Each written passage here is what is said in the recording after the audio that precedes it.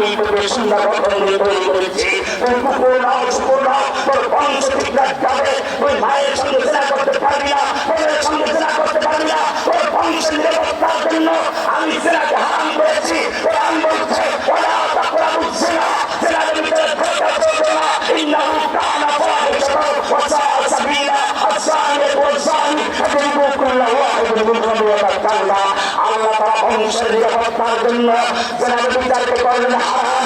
আমার জাতি লা ইলাহা ইল্লাল্লাহ পড়ার জাতি, তারা বলল জেনার বিচার এটা যদি সম্মতি করে, ছেলে রাজি হয়ে করে, তাহলে তাদেরকে বেশ্যা বলা যাবে না, তাদেরকে পতিতা বলা যাবে না, তারা যৌন কর্মী, তাদেরকে সামাজিক সুরক্ষা দিতে হবে, চিকিৎসা প্রয়োজন যাবে। এই জন্য নারী কমিশন সুপারিশ করল। আমার জাতি আমি জিজ্ঞেস করতে চাই, জেনার বিচারকে হারাম করেছেন কে? যারা জেনার বিচারের পরিচালনা লাইসেন্সে বৈধ করে দেয় তার মুসলমান নেতা আছে।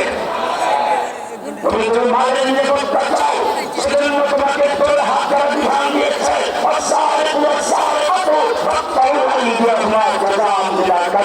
তোর তাই পুরুষ নারী হোক ওদের হাত কেটে দাও, বিধান দিয়েছেন কে? এই বিধান কারো বদলাবার ক্ষমতা নেই।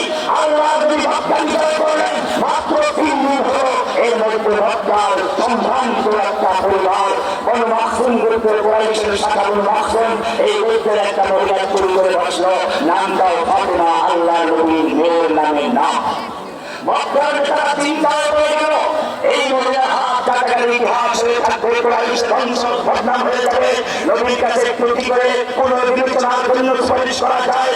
আল্লাহ নবীর পালক পুত্র ওসামা বিন যায়েদ, পালক পুত্র যায়েদ, তার পুত্র ওসামা, আল্লাহ নবীর পালক নাতি, তাকে গিয়ে ধর্মের সবাই কিন্তু নবীর নাতি, আদরের নাতি, তুমি একটু নবীর কাছে সুপারিশ করবে।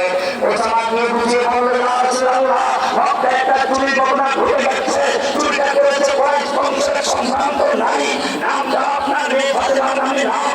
এছাড়া আপনি কুরাইশ বংশের, তাছাড়া ভাত মক্কা দেওয়া হলো, হাত কাটাকে কুরাইশ বংশ বদনাম হয়ে যাবে, ওরা বদনাম হয়ে যেতে পারে। এই জন্য একটু হাত কাটার বিধানটা রহিত করা চাই কিনা?